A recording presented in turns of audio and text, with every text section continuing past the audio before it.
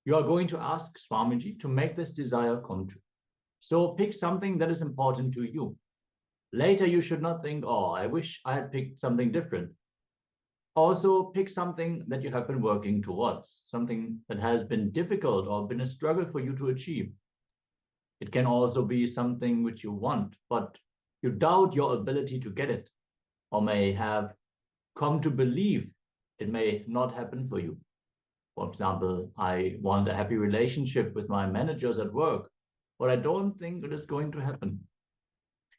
Sincerely, now take this time and pen down exactly one desire to work towards in this very powerful Kalpataru process.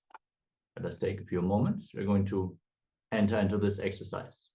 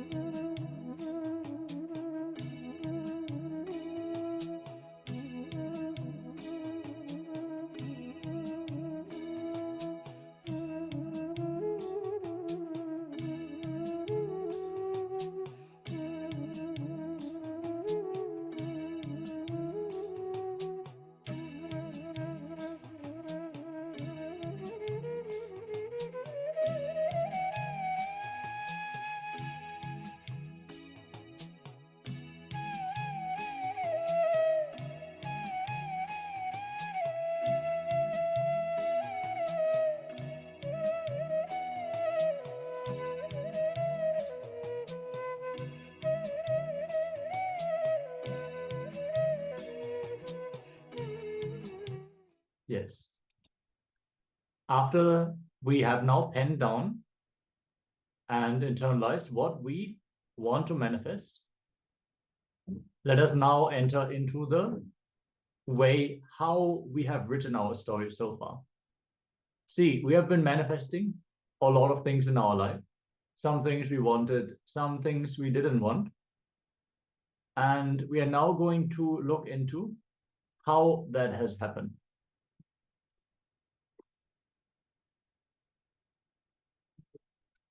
So people who want to enslave you, constantly brainwash you with the idea that life is full of impossibility and difficulties. Why do you think all over the world, Bollywood, Hollywood, the rags to riches story is such an attractive story? Everybody celebrates the person as a hero. Why is that? Because you feel it's impossible. You feel that he has made the impossible possible. The Supreme Pontiff of Hinduism says, nothing is impossible. If you are stuck with the idea of impossible, even brushing your teeth will be impossible.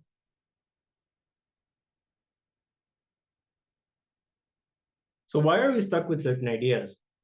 If we think a little bit, we can see how our thoughts patterns are shaped by the past. Our current cognitions are filled with the understandings from our past. Some of these understandings are ones that are limiting us. These are called incompletions. Whatever stops you from getting whatever you want is an incompletion because it has left you with the feeling that something is missing in your life. This could be fear, comparison, low confidence, past unpleasant experiences and memories. All these are hangovers from the past, which are sitting in your present and destroying your future decision making and actions. You're whole, you are whole, but your incompletions fragment you, and you are not able to direct your whole energy to fulfill your desires.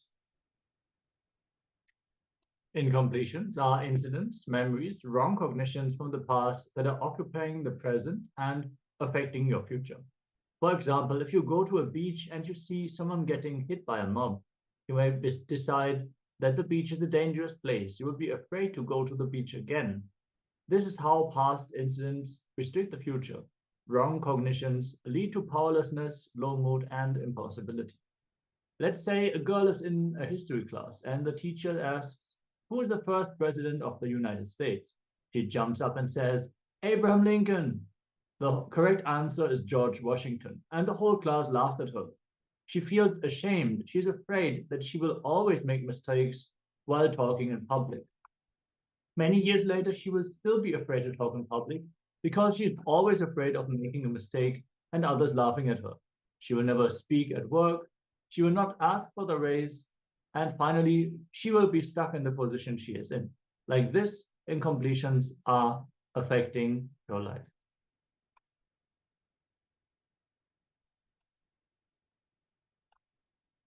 Any incomplete action is karma. It will pull you again and again to repeat that action till you achieve completion. Incompletion can never exist in the present moment because life happens in the present moment. At the moment of happening, there is no reference point to measure whether you are less or more successful, less or more wealthy, less or more happy. Against what can you measure all this in the present moment? All the references and inferences can be made only from the past. And that is why your negativity is rooted in the past itself.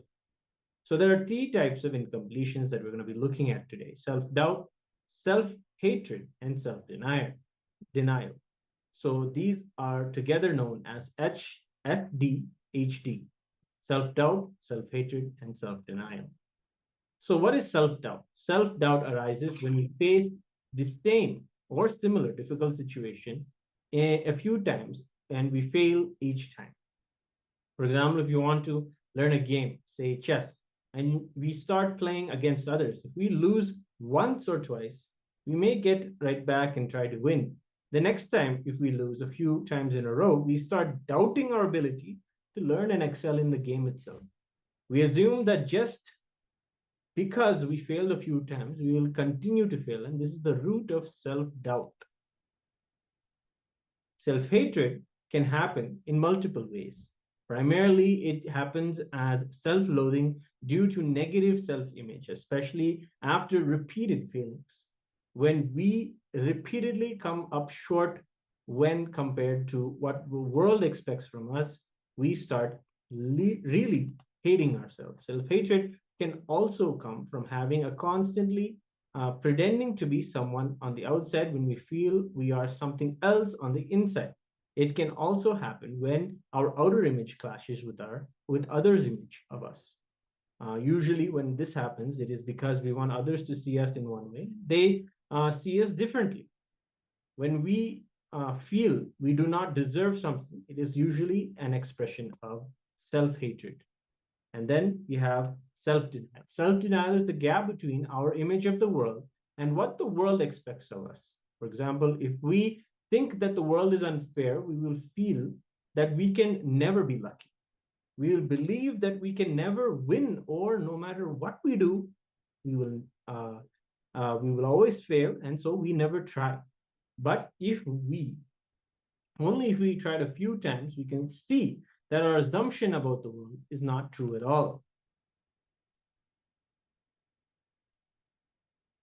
But since we are decided that we are not lucky and that we will never succeed, we will not participate, thus denying us the chance to succeed, in this sense, the world expects us to just try, whereas our self-denial keeps telling us that we will never succeed and keeps us in the sidelines. The words we use are different under each of these conditions. When we say, I don't think I can do this, it is self-doubt. When we say, I don't think I deserve this, it is self-hatred. And when we say, I will never achieve this, it is self-denial.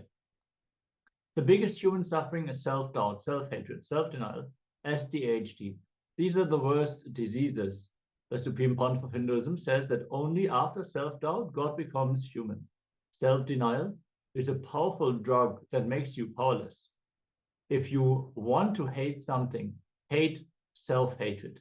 If you want to doubt, doubt self-doubt. If you want something to deny, deny self-denial itself.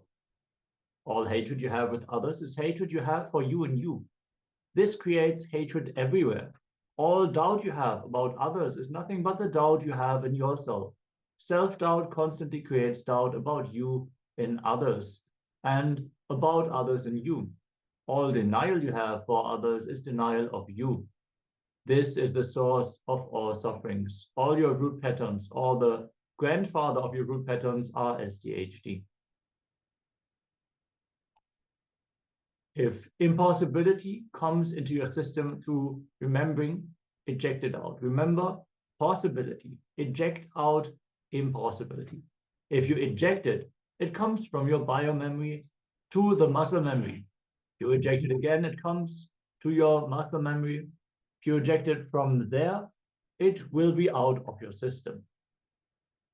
Constant self-doubt, self-hatred, and self-denial only leads to a situation where we deny ourselves a chance to succeed, thus making sure that we march inevitably towards an unsuccessful future that we ourselves created. Such behavior is also called as a vasana, acting in the opposite direction of what we actually want, leading to a vicious cycle. When you identify such situations, ask yourself, what is your belief that keeps you in this loop? For example, a person who believes that his manager does not like him will repeatedly act defensively in front of his manager, no matter what the situation is, or no matter what the issue is. When the person acts and speaks defensively, he will use words that keep his relationship with his manager in a poor space, never actually improving it. Often such a behavior loop will reinforce the wrong belief over and over again. With you feeling that you have more proof for your belief will get stronger and stronger in progression till you cannot see it in any other way. The Supreme Pontiff of Hinduism says, karma is nothing but your belief in impossibilities. Thus, constant self-doubt, self-hatred, self-denial builds karma in us constantly. So let us get into the process of completion. Till now, we have saw the devastating effect of incompletion and the SDHD in our lives. So what is the way to get out of this default future to which we are heading? So the process is known as completion. Completion is nothing but looking at the past with a new cognition. It may sound simple, but it is deep, powerful, and has a strong scientific backing. To understand completion better, let's look at what cognitions can do. We all know that the way any situation occurs to us is completely determined by our previous knowledge, history, context, experience, and so on. In fact, we almost always react in a very fixed way when it comes to reacting to certain situations. Like, how often have we made the same mistakes over and over again? So we need to move from a binding cognition to a liberating cognition. So what is that? So to understand the effect of the past on cognition, let's take an example of the girl in the previous story. For her, every meeting may even look like that high-risk situation that she had in her childhood history class. For example, someone else who is in the same meeting, who does not share her fear of public speaking, the situation can feel like an opportunity to make a great impression, influence others, and get things done. But if you see these two people, they are living in two different worlds. The first, the girl is severely bound by her binding cognition, is unable to see any options in that situation. She only sees one way to act it out, and that is again and again repeating whatever that binding cognition tells her to do, which is to back off, keep quiet, as she had done from her childhood. So the opposite of binding is, of course, liberating. The liberating cognition gives people options in any situation. It actually gives you more than one option, rather than the suffocation of thinking there's only one way out of this. It is a way of looking at the world that empowers people to, as opposed to making them powerless. Every situation does have a liberating cognition. So completion is nothing but coming to terms with the reality. Anything between you and reality is in completion. Coping up to face reality is completion. Let reality bring powerfulness in you. Let reality not make you suffer or be powerless. So completion we have to do. It's a process. It's done through a powerful process known as reliving to relieve.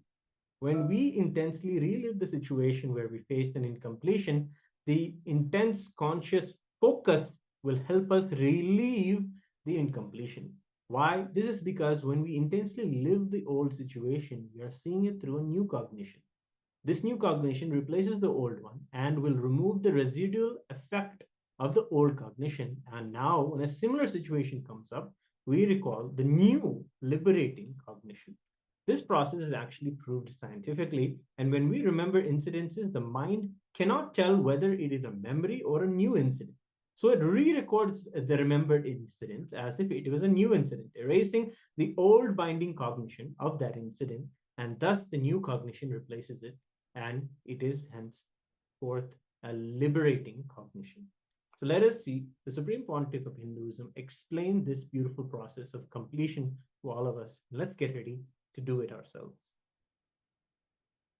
Please listen. This one technique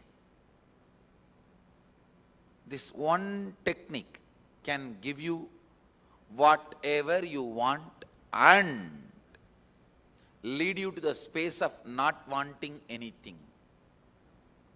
Enlightenment itself. Please listen.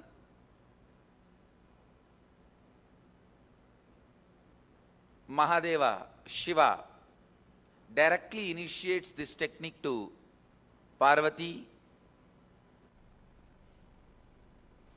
This one technique can give you health, wealth, happy relationships, whatever miracles you want in your life, and ultimately enlightenment itself. Please understand, I am not lying. I am not giving you false hope. I am not giving you too much of promises. I am stating the straight fact, straight truth to you. Mahadeva himself, Shiva, himself gives this technique to Parvati in Shivahama. Shivahama is a large literature. Techniques Mahadeva himself taught to Devi, Parvati.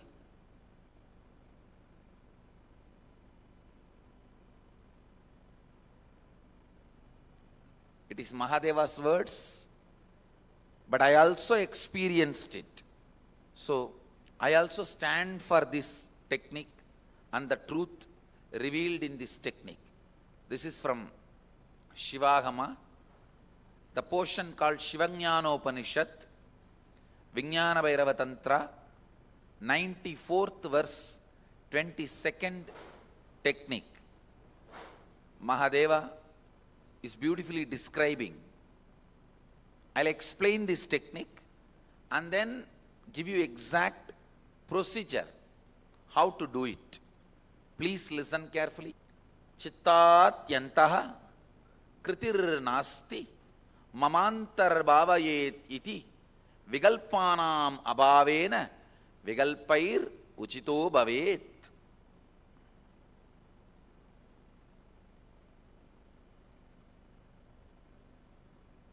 It's direct Mahadeva's words.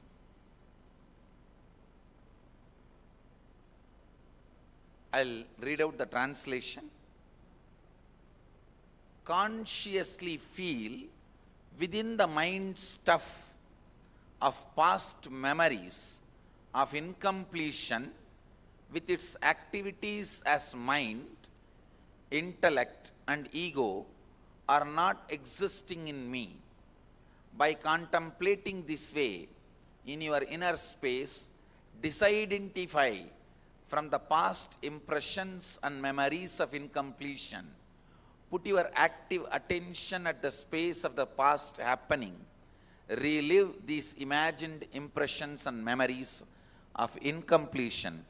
Then the mind stuff, having fully ceased from its present characteristics of forming thought patterns and cognitions, is complete.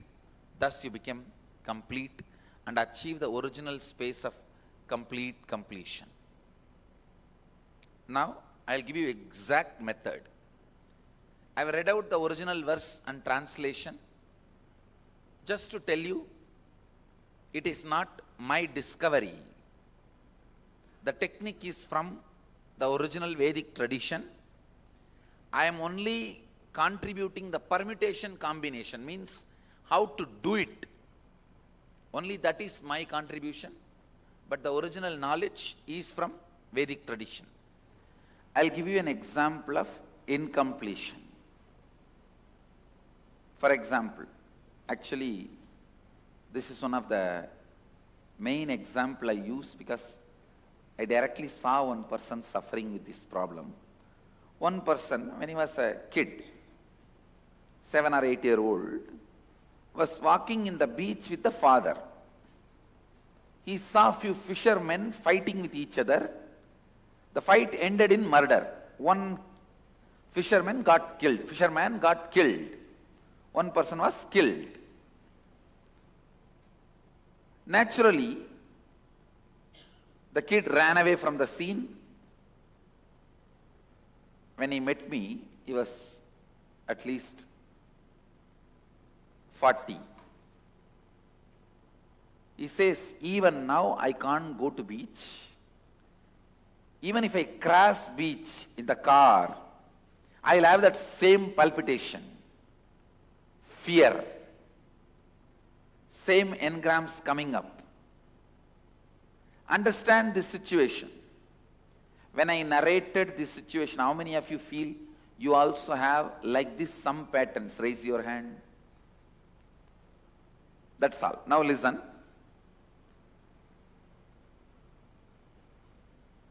The situation, the incident which happened, the child is walking and he is seeing 3-4 fishermen, few of them fighting with each other. One got murdered. That situation, that is the root incident. When he saw that, the powerlessness he experienced, that fear he experienced. The child was not able to handle that situation. So naturally he suppresses and runs away. Whatever was happening in him, the fear or powerlessness, even that feeling, maybe this will be done to me also. All that feeling, he just suppressed and ran away from the situation. Understand? Whenever powerlessness is suppressed, along with that suppression, all the emotions associated in that situation. Powerlessness means pain, suffering, fear, so many things.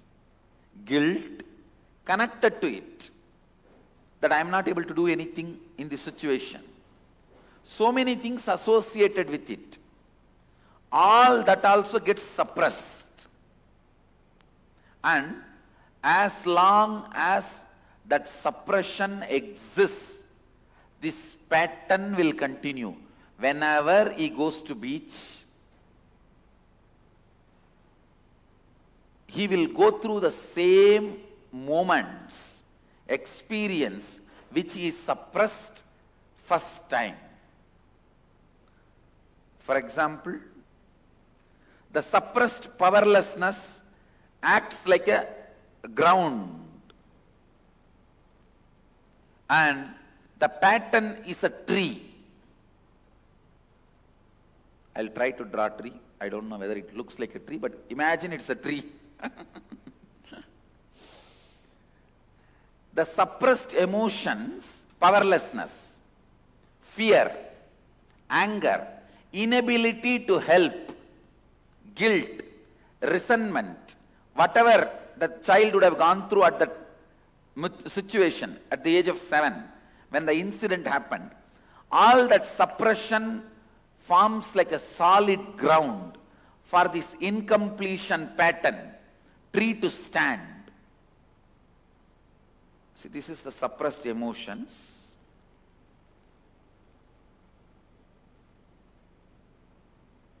Suppressed emotions and powerlessness.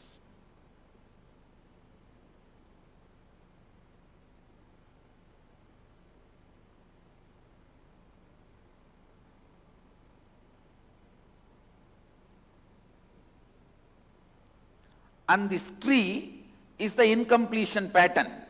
Every time it repeats itself. Whenever you go to the beach,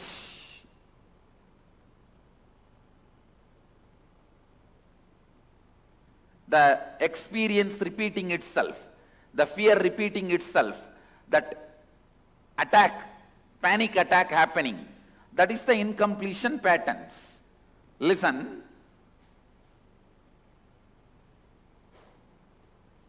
Because of this ground, this tree is standing. If you relive that incident, listen here, later on you can pen down, please listen.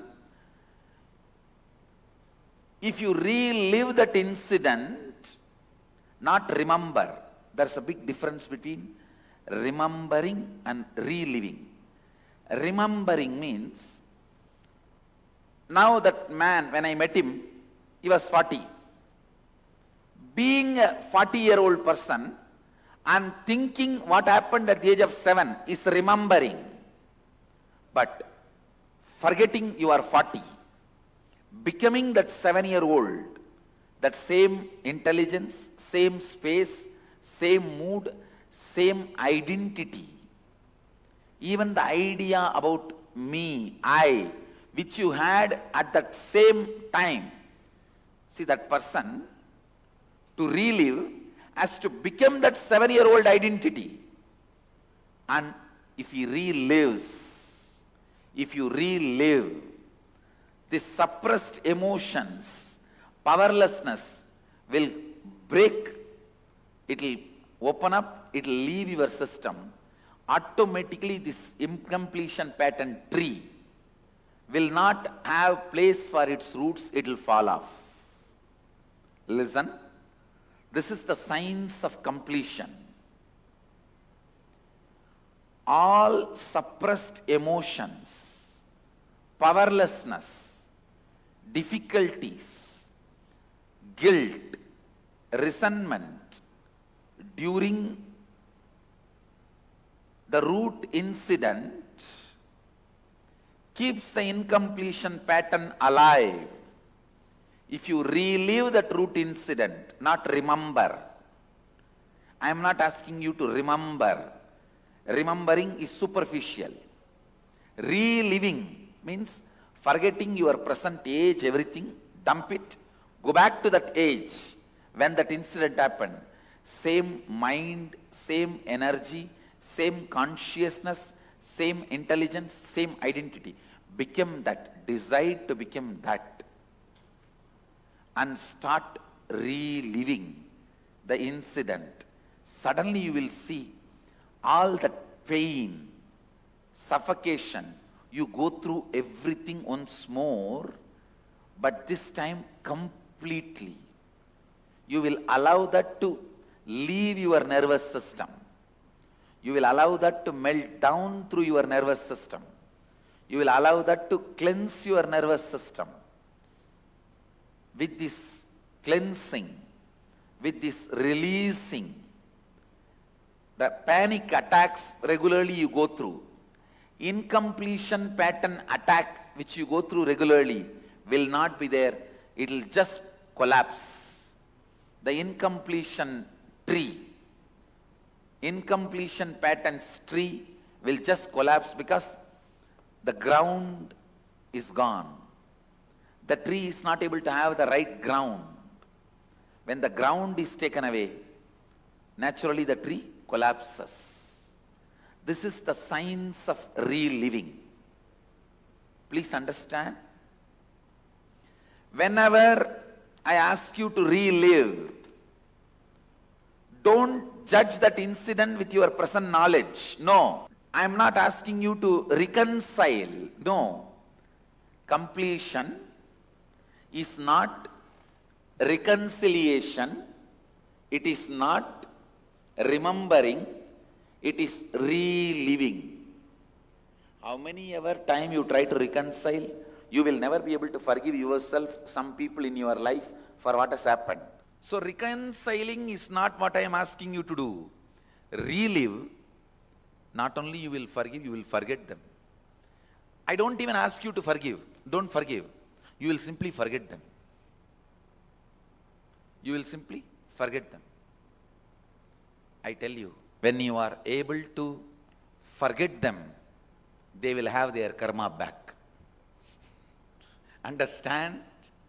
When you are able to forget them, they will have their karma back. I never forgave anybody. And I never cursed anybody. I just know how to forget. They are having their karma back. Understand? So be very clear.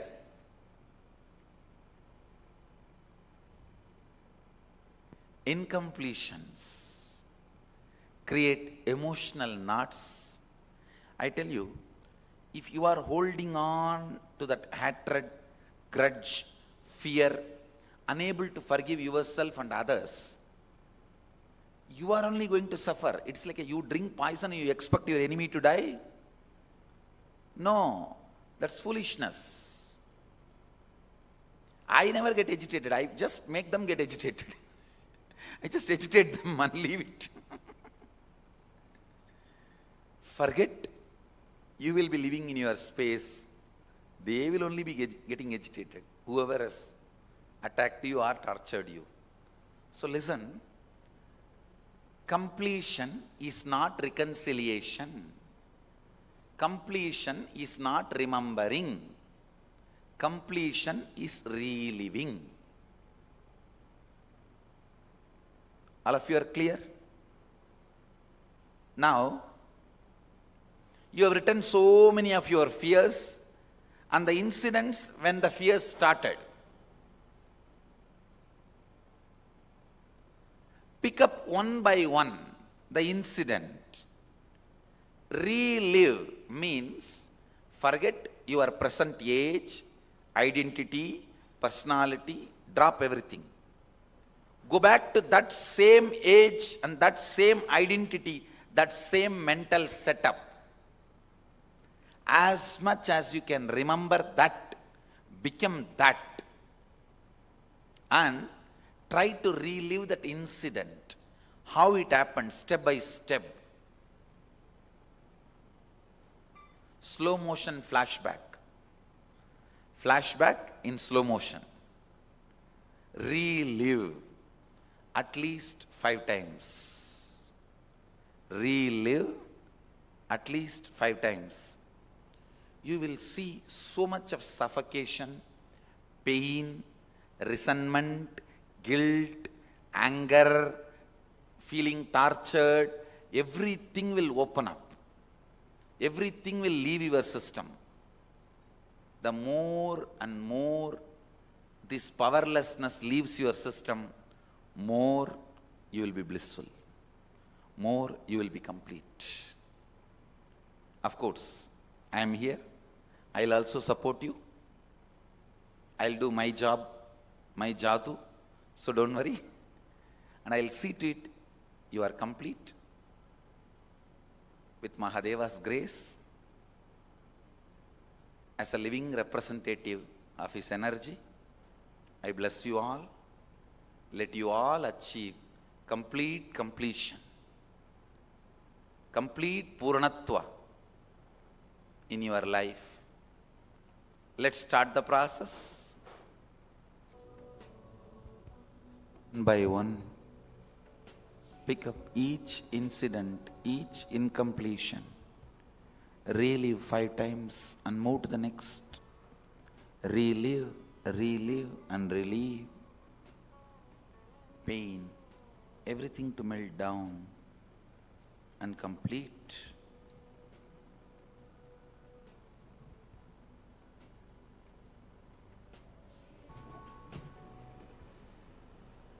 Relax. Slowly, very slowly, you can open your eyes. How many of you already feel the completion is working for you? You are feeling relieved with many of the stress and fears. Raise your hand. Good. Even if it doesn't click, catch in the first session, don't worry. In the next deeper process, you will catch it. It is one of the alpha to omega technique.